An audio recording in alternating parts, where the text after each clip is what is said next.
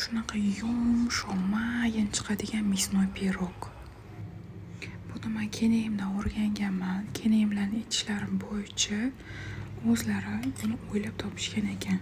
Video davomida hammasini ko'rib, tayyorlab ko'rsanglar bo'ladi.